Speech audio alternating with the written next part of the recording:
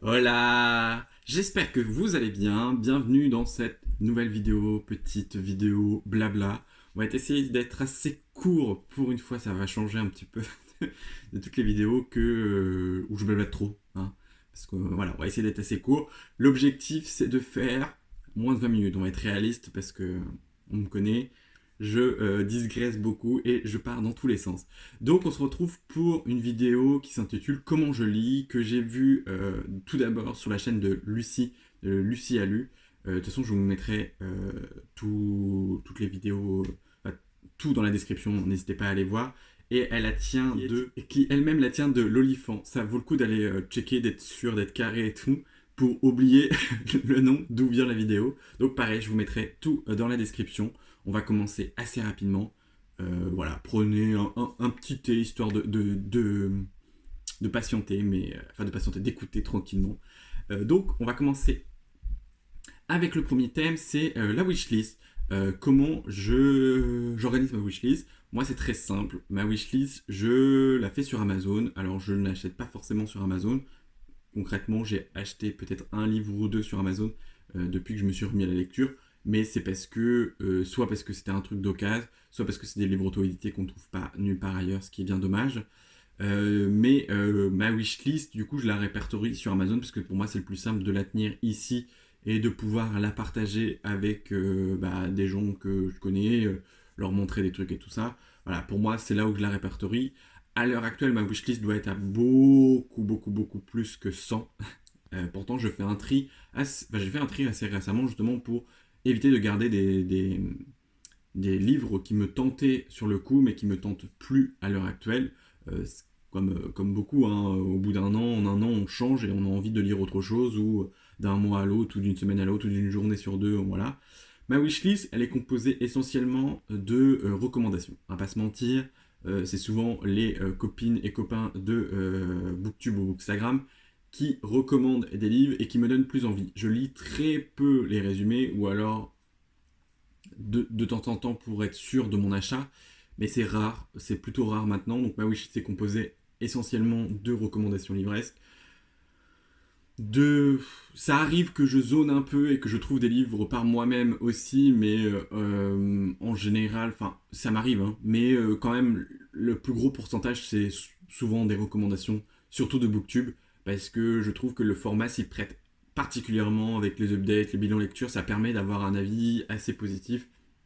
Et des fois, un livre, je ne me serais pas tenté dessus au vu du résumé, et finalement, en fait, la personne en a tellement bien parlé ou a tellement un peu expliqué ce qui s'est passé que du coup, ça donne encore plus envie de découvrir, sans spoil évidemment. Mais voilà, ma wishlist est quand même composée à, voilà, donc 90% de livres de recommandations. Après, il y a un pourcentage où moi je cherche moi-même, mais souvent, ouais, c'est des recommandations. On va pas se mentir quand même. Le deuxième point de ce sujet de discussion, c'est les achats. Comment je les effectue, où et quand. Enfin, où et quand, non. Mais comment, surtout. Mes achats, je les effectue principalement en ligne, malheureusement. Parce que j'habite une petite ville et que effectivement il n'y a pas 36 000 librairies, ou alors voilà, c'est pas c'est plus compliqué que ça. Et surtout que moi j'achète quand même énormément quand je le peux d'occasion, donc j'utilise Rakuten notamment. Pour moi, c'est le plus simple à l'heure actuelle. J'en connais d'autres, hein. Je vais de temps en temps regarder sur Vinted et tout ça.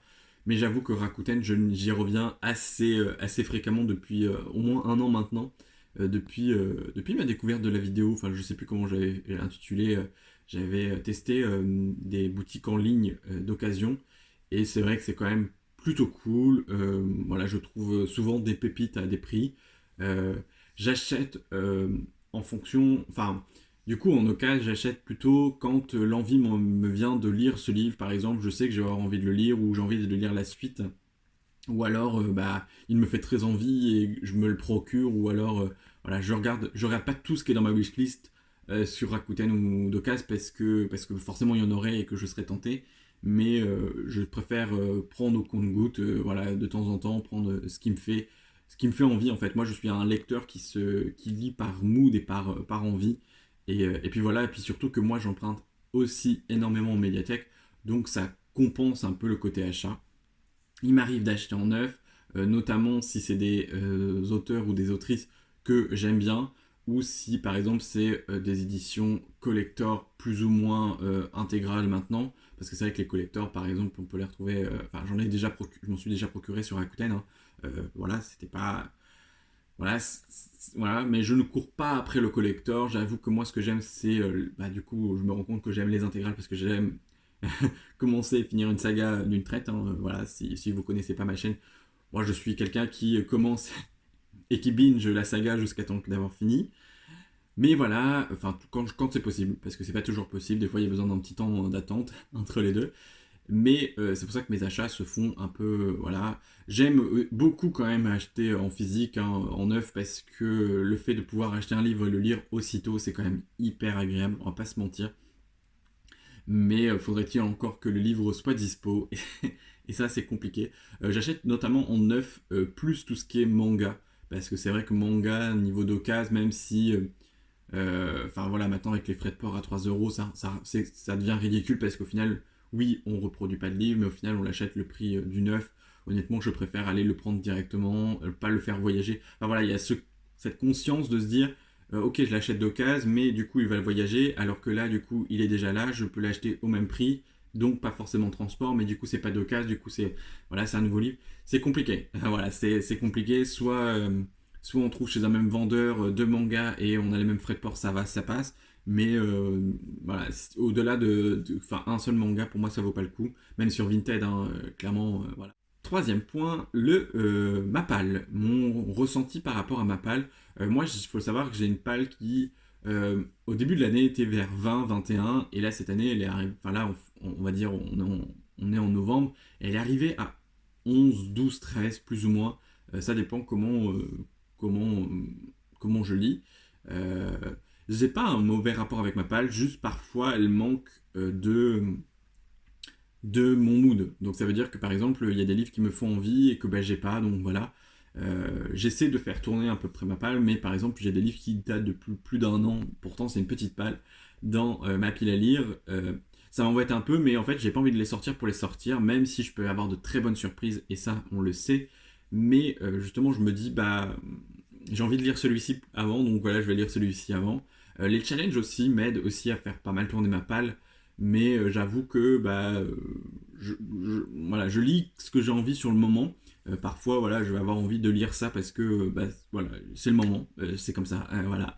Donc voilà, ma palle n'est pas énorme. J'aimerais qu'elle revienne plus ou moins au 20 parce que ça permet d'avoir un plus large choix. Donc voilà, j'aimerais qu'elle augmente un tout petit peu sans forcément pour autant forcer.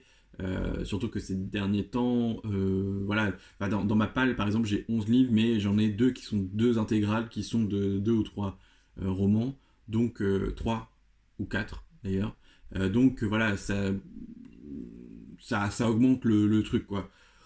Donc voilà. Et le dernier point de ce petit moment blabla, c'est le timing de lecture. Quand est-ce que je lis? Je lis principalement, moi, le matin. J'aime bien quand je travaille pas. Alors je parle en l'heure actuelle, hein, ces derniers temps, je ne travaille pas, donc ça me permet de pouvoir lire un peu comme j'ai envie. J'aime beaucoup lire le matin, vraiment une petite heure, 45 minutes, une heure. C'est hyper agréable. Et j'aime aussi beaucoup lire l'après-midi. Ces derniers temps, je lis très peu le soir parce que j'aime bien le soir mater des séries, jouer aux jeux vidéo ou blablater avec les copines. Donc je lis peu le soir ces derniers temps. Mais de base, quand je travaille, c'est vrai que je m'octroyais une heure de lecture le soir et un peu aussi le matin. Je peux lire entre 3 à 4 romans par mois. Ça dépend en fait de l'épaisseur du roman. Et je suis quelqu'un qui va pas non plus rusher un livre pour dire le finir dans un temps imparti. Voilà, des fois ça m'arrive de non mais ça m'arrive de lire 200 pages dans la journée parce que j'aime la lecture, enfin parce que j'aime la lecture et que je suis bien dedans et que j'ai envie de continuer et que j'ai envie de savoir où ça va et j'ai envie de terminer. Voilà, ça m'est arrivé que je me force plus ou moins à finir un livre pour dire l'avoir fini et passer à autre chose, mais honnêtement c'est assez rare quand même. Voilà, je peux lire ouais, entre 10, 15, on va dire entre 15 de moyenne aussi, euh, de livres, alors sachant que ça mélange les romans et les graphiques, donc je lis beaucoup de graphiques grâce à la médiathèque, grâce aux emprunts et grâce aussi à mes petits achats de temps en temps, mais honnêtement c'est grâce à la médiathèque que je lis beaucoup de graphiques, et c'est ça qui augmente mon quota de lecture, on va dire, du mois. Donc pour conclure cette vidéo, honnêtement, comment je lis, ça varie en fonction. J'ai vu que là, ces 2 derniers mois où je ne travaillais pas, mon rythme de lecture a considérablement changé parce que j'ai beaucoup plus de temps à louer. Euh, j'ai beaucoup changé et j'ai aussi beaucoup évolué dans mes goûts littéraires par rapport à il y a, par exemple, 6 mois. Je lisais pas autant, par exemple, de romances que je pouvais lire à l'heure actuelle parce que là, je suis dans un mood romance et je ne sais pas pourquoi, mais c'est ce qui me fait envie, ce qui me fait vibrer. Voilà, on choisit pas. Donc voilà, c'est le comment je lis. Donc c'est pour ça que je voulais la faire là maintenant et je serais curieux de la refaire dans un an pour voir si ça a évolué, s'il y a des choses qui ont changé. Voilà, dans un an, on verra bien. On se donne rendez-vous dans un an, on espère, peut-être, parce que j'aurais peut-être sûrement oublié et c'est possible. En tout cas, j'espère que cette vidéo vous aura plu. N'hésitez pas à vous abonner, à lâcher un petit like, un petit commentaire, ça fait toujours plaisir. Et on se dit à très bientôt dans une nouvelle vidéo. Prenez soin de vous. Bye.